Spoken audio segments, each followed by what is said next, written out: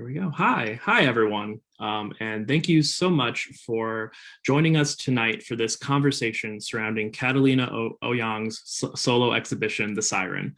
My name is Neil Daigle-Oriens, and I am the Visual Arts Manager here at Real Artways. Before we get started, I wanted to introduce the panelists, Catalina's work, and lay out the format of tonight's event. Our speakers, Catalina and Catherine, will start the conversation together. For the first part of the conversation, they will talk with each other, and then after that, we will open the floor to questions moderated by myself. If you have a question and you're joining us on Zoom, please use the Q&A function located on the bottom of your screen. Closed captioning is available.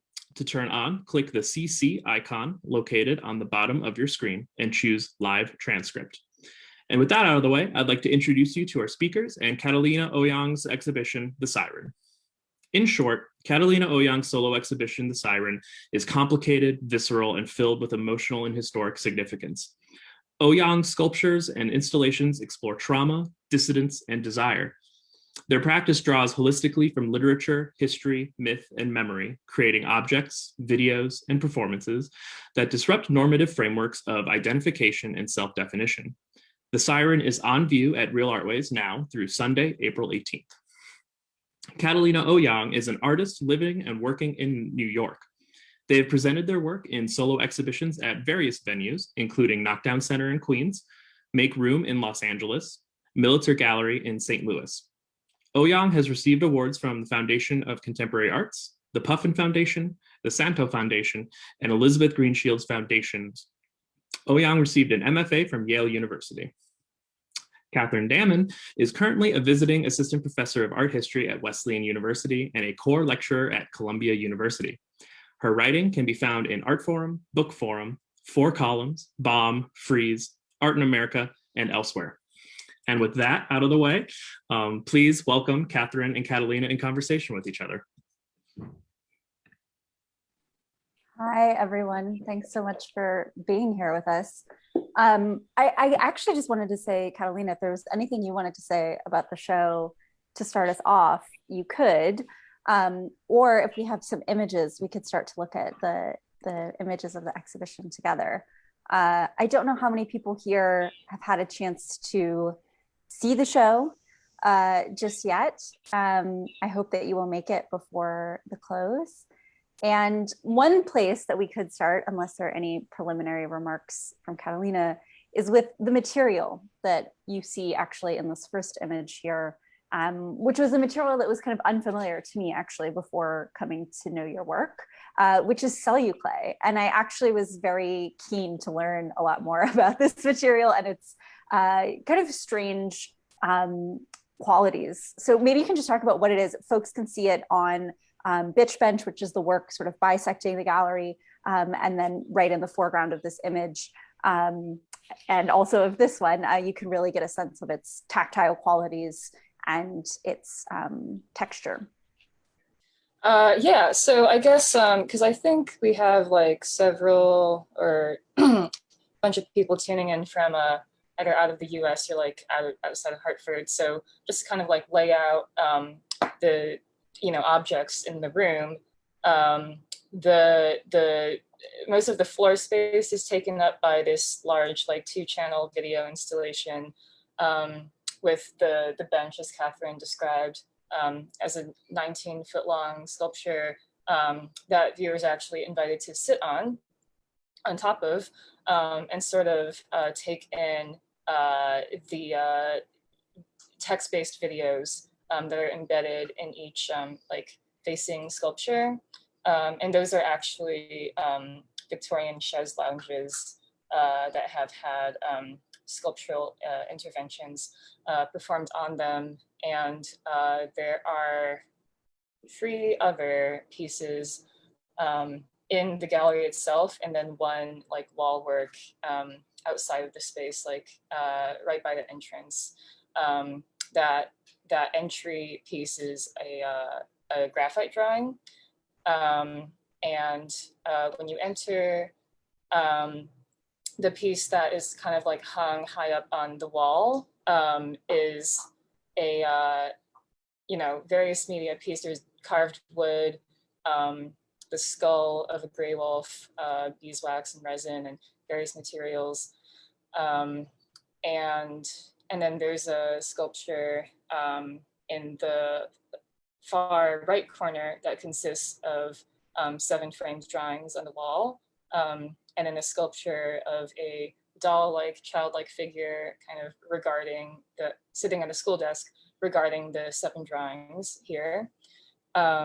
And then in the corner opposite from this piece, so the near left corner, there's a tabletop piece with a inkjet print of an architectural diagram with small kind of abstracted sculptures placed atop it. So yeah, in terms of material, broadly speaking, in terms of like my practice, I think I'm often like externally kind of like shoehorned into being like a sculptor.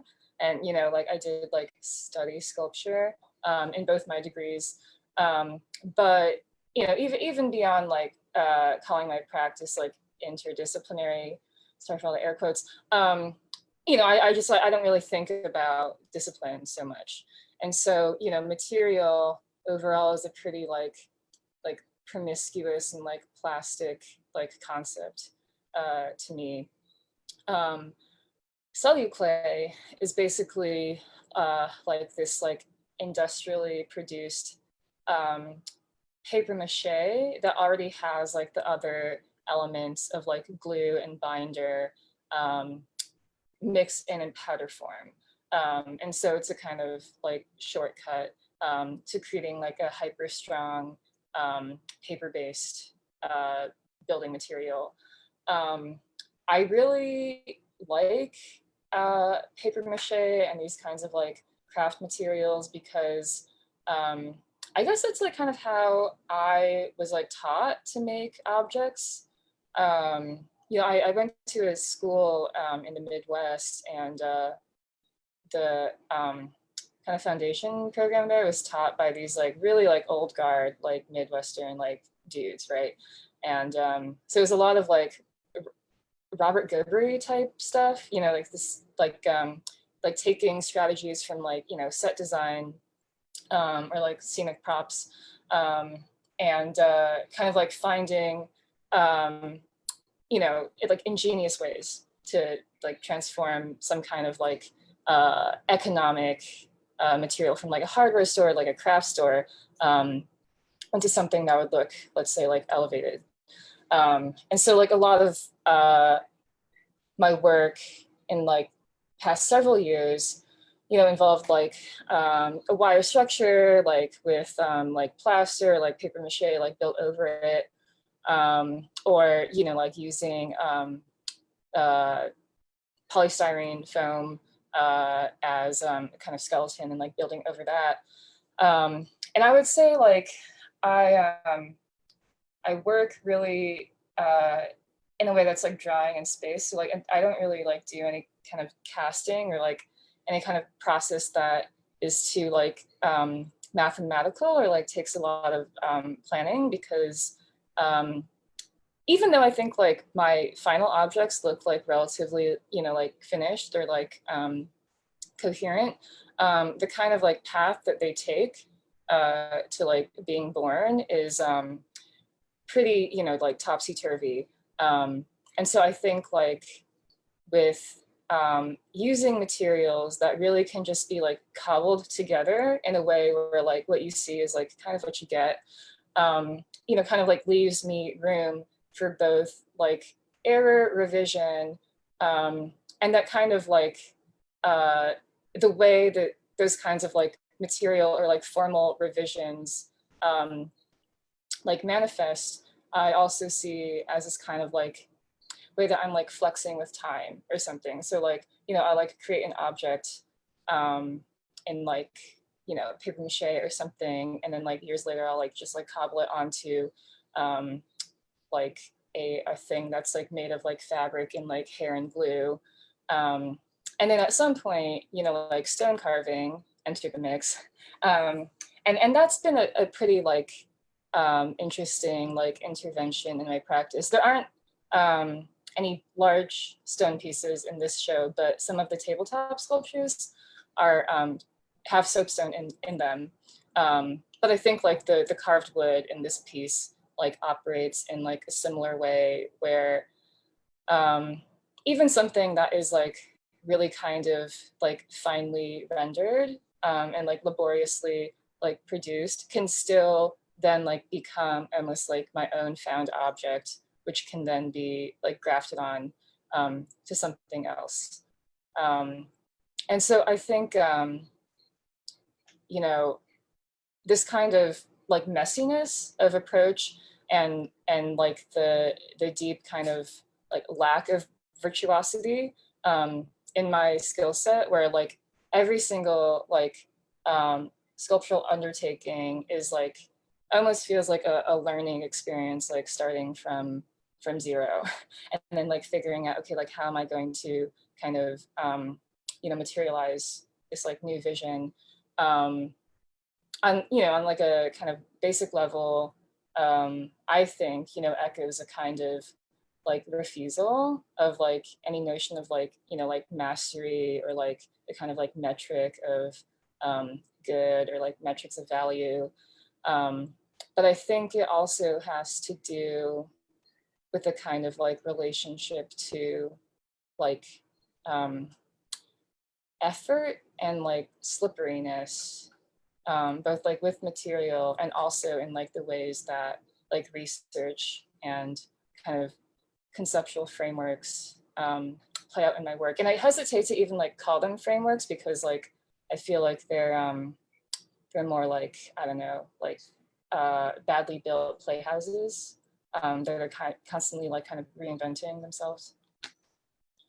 Yeah, I mean, I think that you use the word slipperiness, and you know, there is a way that I think also for the viewer experiencing this exhibition, especially with cellular clay, but also with other of the materials and objects used, there does tend to be a kind of almost like trompe l'oeil effect. I think from a distance, you can maybe sort of imagine that the material might be something more like stone or concrete. Because you're invited to sit on Bitch Bench, you are able to have a kind of more tactile experience, and you do encounter it as soft and not as dense as you might expect those materials to be, and kind of encountering this paper mache like quality. And I think likewise with the tabletop sculptures, given their scale, and for me anyways, right, the relative like smoothness of the soapstone, you know, there's a kind of invitation or desire, right, to kind of pick something up and turn it over in your hand like a pebble. And I didn't do that, obviously,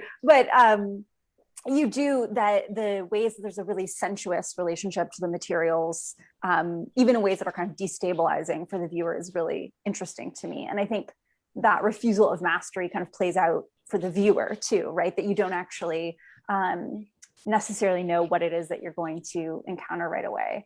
And that brings me to another point, which is that I had a similar misprision, a kind of error in encountering your work at the beginning, that I read someone else writing about your work or in an interview with you had, which is the sound in Unable to Title, and sort of mishearing it as a kind of ping pong game or almost table tennis, right? Kind of echo of a bounce, which is in fact something else that I'll let you describe, and maybe can just invite us into the ways that in that work, there's a kind of sonic disarticulation, but there's also a way that language itself becomes totally capsized, something that loses all kind of meaning in ways that are really exciting and generative,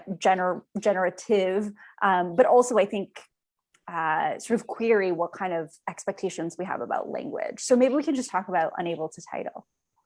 Yeah, oh my God, okay, multi-part question. I'm not so good today at like lining up my thoughts, so, you know, we'll like fumble through it together.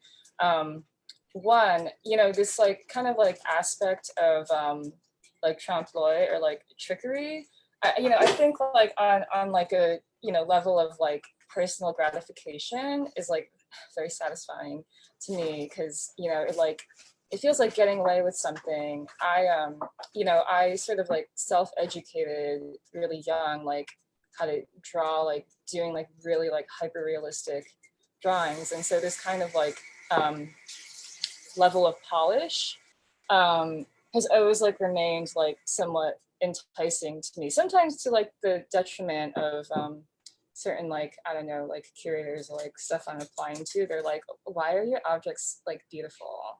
You know, and like, bitch, because I want them to be, right? Because like I think about also like objects and like in their relation to this kind of like almost like false invitation toward like tactility. The tactility, right, is like, it's now like inherited into the object because like of the particular processes that I'm drawn to, which are like really like time intensive. You know, they involve like carving and sanding. Even with like celluclay, you know, it's like nothing has like a shortcut. So there's a lot of like, you know, what an old professor of mine would call like love hours in every object. And you know, if we're gonna like talk about like aura, whether or not like one sort of like buys into that, I do think like there is a kind of like energy of like both like urgency and a kind of almost like childish belief in an object that is like, I hope is, you know, like imbued in you know, through their presence, but also with respect to unable to title, I think you know, the slapping sounds or like the ping pong sounds were all actually, you know, like recordings of me slapping my own face. You know, not like 40,000 times, but like a number of times. And I wasn't even so much like thinking about, right, like, you know, masking that or like disguising that fact or like making it obscure. But I do think there is something attractive, like even in like a kind of like text-based, more like relational work like this, about me being the one who like knows like the insane amount of labor that like went into the project and the actual like sheer scope of it, right? Because like the videos are on a 4-hour loop, and you know, it's 40,000 words of text that I with some help like basically like rearranged by hand. But you know, the kind of like uninformed viewer entering the space like won't in any way know that unless, you know, they're reading about the piece. And you know, I guess like I think about kind of like early you know, durational like video or performance artists, and the kind of, you know, like slice of time, right, that like any like discrete viewer will be able to like take in from that experience. But usually in those cases, like it is like basically known what the actual like scope or scale of like the entire project is. And so there's a kind of like grandioseness or something, or like gravity to that. I think I have like an inclination almost to like frustrate or like refuse that, and to let the video just seem like random words like flashing on a television screen. This like kind of like layer of like alienation as a kind of like transformation that like unravels was really like interesting to me in this. And I was like, okay, like how can I kind of really like parse down and like, you know, like reduce this like incredibly charged like set of words into something that becomes difficult to follow in any sort of like intellectual or like narrative sense, but really can only be like taken in like visually and like viscerally, sonically. But at the same time, you know, kind of build up like the space around it and like the condition of like viewing this like pared down time-based piece, like re-imbue it with some kind of like strong feeling, which is like part of my impulse to kind of create these kinds of like screens or sculptural screens are like overtaken by this like unexplained like amorphous growth of celluloid. Yeah, and I think that there's also, I mean, this is again a totally wrong reading, but the Victorian chaise like turned on its side.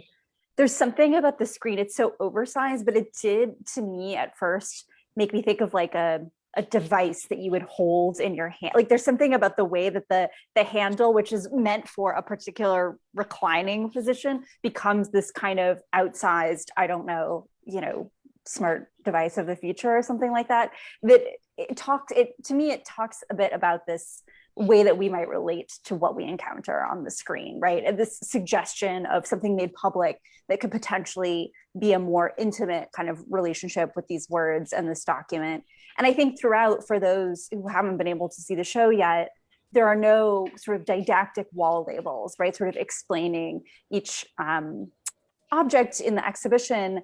And I think therefore you kind of have to encounter them with this kind of very pleasant for me, you know, set of questions, right? Like, who is the figure in these photorealistic graphite drawings? What do these words kind of mean? And I think in our conversations and elsewhere, a part of that is about the ways that the normative uses of images or language would probably also not be adequate to the task at hand, right? They would themselves sort of betray something or elide something. And then in encountering these objects kind of on their own terms, which also refuse the normative terms of communication, there's like a lot of satisfaction there. And also sort of questioning, right? I think maybe something else we should maybe just open up for folks, especially those who are in Hartford, is just to talk about Memoirs of Hadrian and the Hartford connection and the site specificity of how those figures came into your practice and how they kind of manifest in the galleries themselves.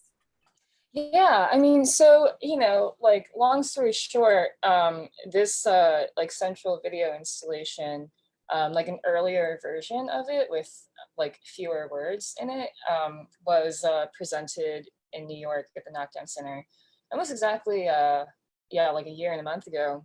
And then obviously like it was closed down because of the pandemic, and it never really got to have like another life before it closed. And I found it so unfortunate because, you know, even though I had like photo and video documentation, they're just like, it has to be experienced in person. And so when I had this show coming up in Hartford, I was like, okay, like, even if it's not in the city where I live, even if it's like in a place with like a smaller audience, like I want it to at least like be open to, you know, being touched.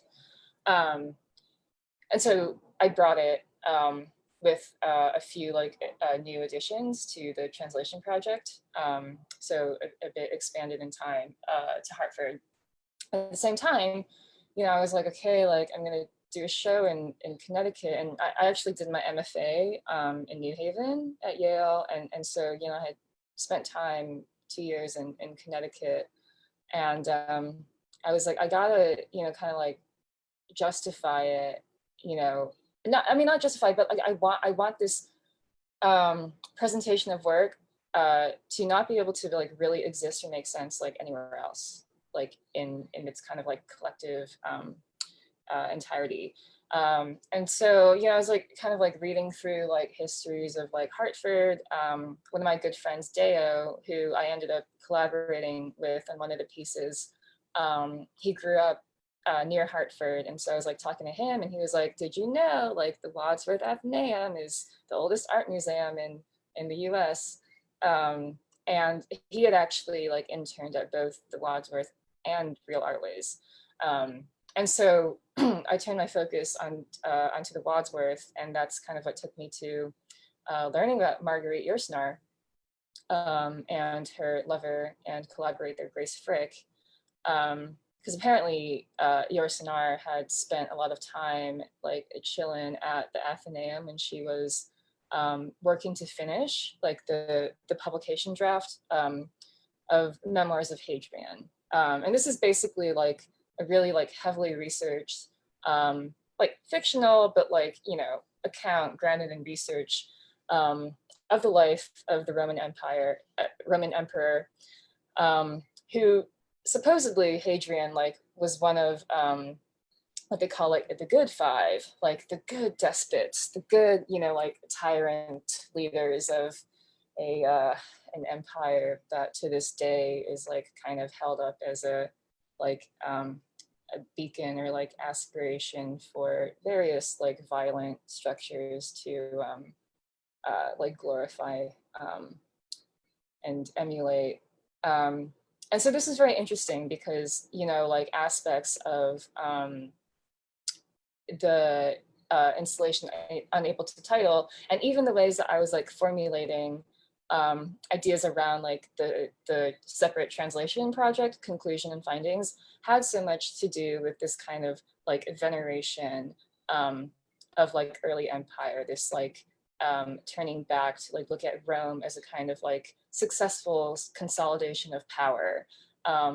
And, you know, at the time that was like something that I was like seeing echoed in like the attemptedly hallowed halls of like universities, right, which are like trying to emulate like Oxford, Cambridge, that is like trying to emulate some kind of like neoclassical, like whatever.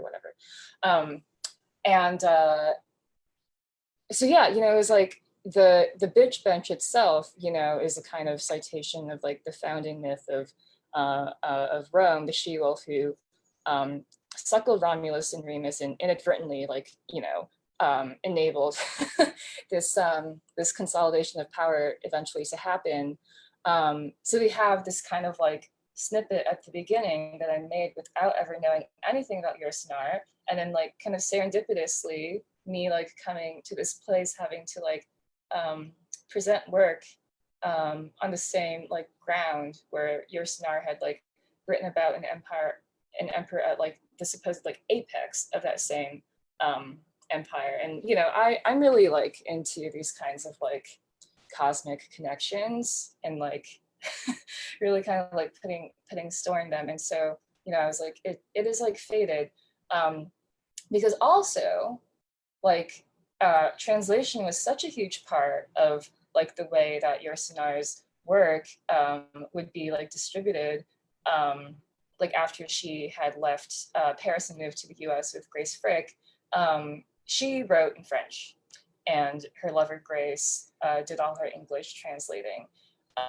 And obviously like a lot of the research she was doing was in like Latin, I guess, or like not French. So there's like always like these like layers of like linguistic translation happening that to me felt like so connected to, or maybe not connected to, like adjacent to, right, like the more like formal and like physical and even like emotive ways that like translation or like transmutation are playing out in my practice.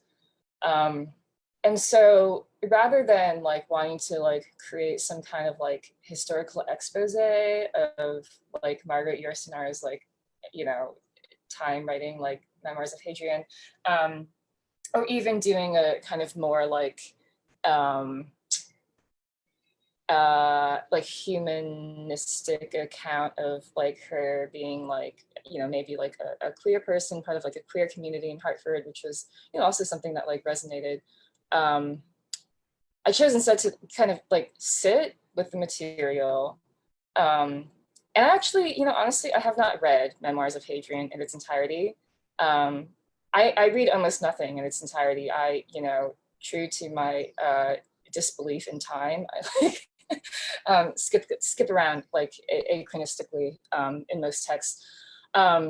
But then, you know, just to kind of let that energy and the kind of like patina of that material like rub off on the object making. And so with Reliquary Corpus, I knew that like I wanted to have, or like sneak in like an edition of the text itself, like somewhere in the exhibition. And in a time when I was like kind of lacking inspiration, I took a trip up to the cloisters up in like Upper Manhattan, and there's this like bust of Christ, you know, like a chapel corpus, and it has no head, no arms, no legs. It's just this kind of like contorted wooden torso.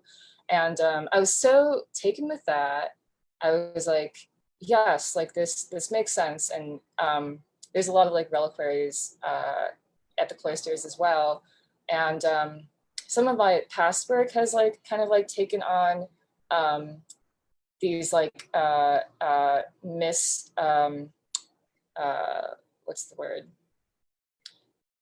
Like incorrect sort of like versions or misinterpretations of like kind of like material effects of like spiritual practice or like devotional like worship. So like I have like an ongoing series called fonts, which are these like supposed, you know, I'm like thinking that like Christian like holy water basins, but they actually like end up like looking quite different. But the kind of like material culture of this kind of like faith-based practice is really interesting to me as a like secular person. And with like respect to like reliquaries, I loved this idea of this like false body, or not false body, but like a body being constructed around like the supposed like decaying part of like a saint, which is really like an entity that has been like, or a person that's been like ordained like by some kind of like subjectivity or some kind of like subjective historical record to be, you know, exemplary or like extraordinary somehow. And yeah, that kind of like odd relationship of like masking or boxing. And so like I wanted to make a kind of like reliquary on a reliquary where like, you know, this like corpus would then be turned into this kind of like chamber with an opening door, and like the book, the first edition of Memoirs of Hadrian, which I actually like turned backwards to kind of obscure it further, you know, would be like set into that chamber. But then the actual head itself of the reliquary is also like built around the skull, not of a saint, but of a gray wolf, with all of the kinds of, you know, associations with wolves. Yeah, and I think that, you know, there's a way that in the, well, two things. The first is that something that you said about at the beginning part of this answer about wanting to do something that kind of could only be done in Hartford, and really wanting people to have that physical experience of the show, that it really matters to come see it in a room where all of these figures and ideas are brought together to share space. I just kind of wanted to flag that.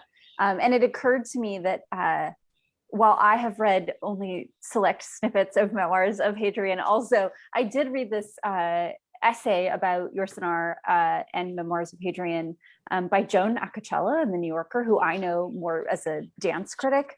And one thing, I mean, there were many interesting things in the article, but one thing that really stood out to me is that Yourcenar and, you know, Acocella is sort of reiterating this, really felt like Memoirs of Hadrian was a book she could only write at a certain point in her life, that it was something that she'd even started the project earlier on. There was a kind of that kismet thing that you were describing, right, of like things coming together, and then she could turn, you know, in her, I think maybe 40s or something like that, to this material, which it's incredibly well researched and kind of mind-boggling. So in a time for, you know, digital reproductions of things and stuff like that. But yeah, I mean, to the way that these objects share space with one another in the gallery, the kind of invoked idea of pilgrimage, and to your point earlier about the kind of like love hours going into things, kind of looking over devotion, right, which stages this relationship very explicitly, but also the kind of way that you walk up to reliquary corpus. And I'm pretty short, so I can't really see in the gallery, right, what's exactly inside, and with the light on, the way that becomes incredibly tantalizing. And in a kind of a secular iteration of this real experience that pilgrims would have traveling these massive distances to get close to something, but always really heavily mediated by these, deluxe bejeweled objects and distance that's very purposeful. That is the way that they sort of retain their power. So I guess the next sort of thought or question that I had. Can we pause? Because yeah. I want to like sit a little more with like your SNAR and time. Yes, like she like had grown up like an avid kind of like fan of like the classics, right? And I think she like started like trying to write like about Hadrian like as early as like her 20s, right? And then like it just like wasn't panning out. Like it really came down to like a matter of like her not having lived enough, right? And she was like, I can't like do this. She like shelved the project. And then like a world war happened. And I think based on like her like endnotes that she wrote in like a subsequent run of memoirs of Hadrian, she kind of talks about how like the rise and also like the fallout of circumstances surrounding World War II were like really kind of like crystallizing for her as an impetus to like finish this manuscript and like return to it. And something that's like really interesting to me as a site of complication is that one of her like main sort of like arguments or like confessions in this like these notes is that kind of seeing like the world go into pieces after like the rise of fascism, right? Actually like compelled her toward a desire for like a return of the prince. Like she basically like attributed this kind of like global like chaos and like violent disillusionment to a loss of what she called the prince, which I kind of interpret as successfully consolidated power. And this is very interesting because, as a person myself who like hasn't lived through a world war, I obviously like can't really weigh in on like what one's kind of like psychic response to that would be. But I fundamentally like disagree like so deeply with that sentiment that like I really felt like I had to like sit with it, right? And kind of like entertain this like cosmic conversation with your SNAR. And so I realized I didn't even talk about the other the tabletop piece on House Museum for MY. But with that, like that was kind of like my way of trying to give that, not like homage, it's not an homage, but that kind of like space to these weird like echoes and even like the headbutting that only I know about, maybe her spirit knows about, I don't know. And so like with this piece, I actually turned to my friend Dea, who like grew up in Hartford, and he's a practicing architect now, and I was like, yo, like we got to do something together because it's like the ground like between us is like haunted. And I mean like Deo was in grad school with me, we were roommates, living in Connecticut. There's like so much like stuff, like energy, like ricocheting around this space. And so like Ideo ended up creating this architectural section of a speculative what is called like a house museum. And I think this is modeled after something that some like white guy came up with in like the age of like cabinets of like curiosities and kind of like display of like imperialistic plunder, right? Like he was very proud of his sort of menagerie of like collected, plundered, stolen, whatever stuff in his house, and created all these kind of like cross sections of his house to kind of showcase all of these things. And so we were like, okay, like how can we make like like an unhouse museum or like a non-house museum, taking that like inherently like perverted model, this like model that we don't agree with, but then trying to like turn it into a space where certain things could start to, you know, like coalesce. So Deo actually took like material elements from both like Hadrian's life, Yourcenar and Frick's life, and then actually like my own practice, which he has also, you know, witnessed, you know, literally since we were in undergrad also together, and inserted them into this like really pretty realistically rendered building. And then my sort of intervention on that was to create these more abstracted, yeah, like intimately sized sculptures. And I think with them, or like how they sort of came from me, like really goes back to that like sense of like devotion and yearning, you know, in a kind of like relationship to spirituality, which like I don't have in any kind of like practical way, but like this intense, like mostly repressed feeling of wanting to like get close to something or wanting to understand something, and not being able to beyond like letting it, beyond channeling that desire into like a concrete action that will like produce a thing that will look how it may, is kind of how these things were born. Yeah, I love that. I'm gonna, just because I'm looking at the time, gonna just say now that anyone who wants to ask a question can do so using, I believe, the Q&A Zoom function, and it will probably take a second for them to come in. So I'll just, while we're waiting, I'll say, you know, this idea of dealing with things that you sort of fundamentally don't agree with, right? With Yourcenar's desire for the prince, Machiavellian or not, with an idea of empire. I mean, I think there's something so compelling about kind of transmutations that take place in your practice of these things that, you know, elsewhere you've described as, you know, things that are undeserving of that kind of devotion. And for me, that idea that you know, we you know, don't do anything under conditions of our own choosing, and mostly live in a world filled with things that are undeserving, right? So what do you do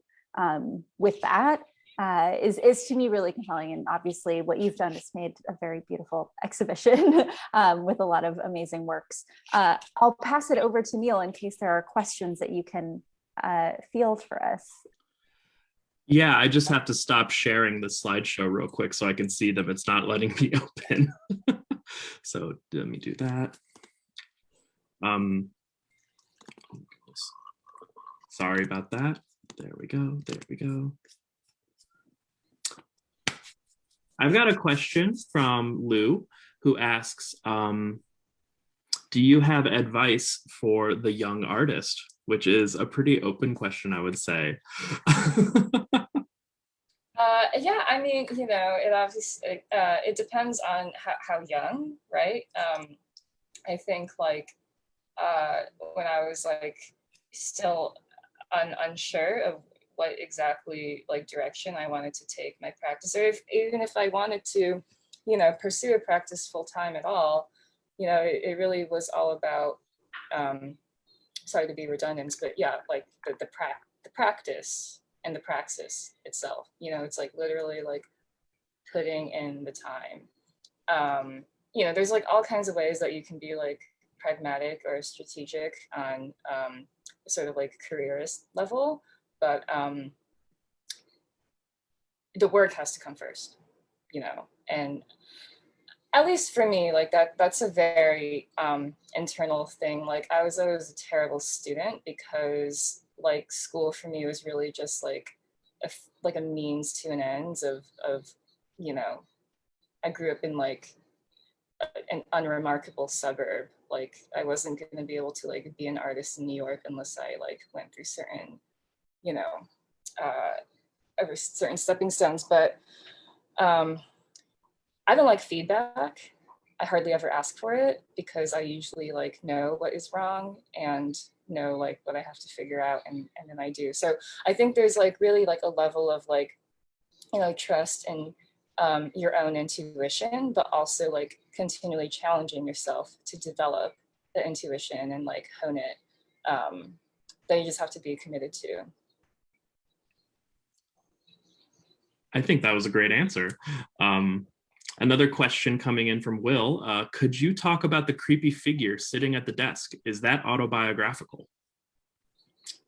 It is. Yeah, you know, dolls are creepy, right? I mean, when I was like making that figure, I wasn't even necessarily thinking about, you know, horror or the abject. I actually, you know, I never think about like horror or the abject, but that is like a kind of like response that I often get, which honestly, I just like choose not to think about that much. But yeah, so basically with the piece Devotion, the framed drawings came first. I had made those in 2016, and for anyone in the audience who doesn't know, I made those after I left my long-term partner, who raped me. And you know, at the time I was really young. I like decided to open up a like Title IX case that came with it, like a no contact order. And that's the Title IX case that is like the kind of central thing that Unable to Title and Conclusion and Findings is like based around. But before the no contact order was placed, my ex like sent me handfuls of selfies every day, like after I left him, of him looking sad in each photo, but also sometimes like making a peace sign. And I found this like such like a fascinating response to what was going on. And like both like a really like direct and like naked display of like narcissism and like manipulation, but also a very strange and convoluted one because it is like mysterious to me like what the end game or like what the efficacy of the you know confusing end game like would be. And you know, that ensuing period was like one of both, you know, like trauma and pain from like, you know, the violation, but also like the trauma of pain of like missing this person, missing him like deeply, right? And then like feeling like I had like put myself in this position of like not being able to like contact him. And so I took, you know, he sent me like 26 selfies, and I was going to draw all of them in a approach similar to how I had drawn celebrities and video game characters as a child, which is how I learned how to make art. And at that point, like I had like drawing had not been a part of my art practice in a long time. It still isn't. I really saw this as like on this, you know, some kind of like durational performance. I made it through the 7 drawings that you see here, and you know, put them away for what, like half a decade, until now, until this show. I was like, all right, like this feels like the right time to activate them. And I think with some pieces, what they end up having to be really just makes itself known to me, almost like in a vision. And suddenly, like I knew, like actually what I have to go back to even further is a more nascent period of study and learning for me, which was elementary school.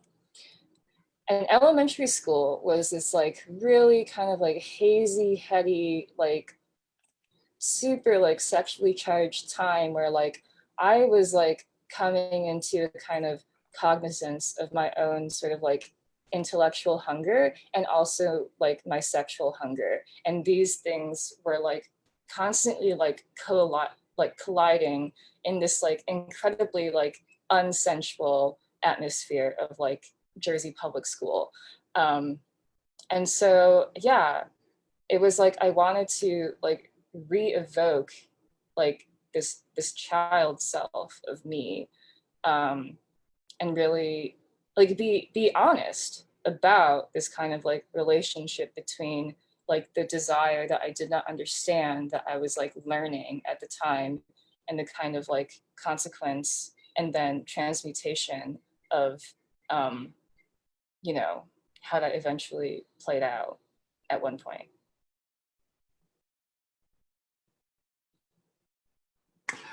I was just wondering if you could really quickly talk about like the figure itself too, and how you came to sculpt it. You know, you talked about it as your younger self, but there's also this really beautiful detail of the desk itself and how you not only use this found desk, but you also altered it.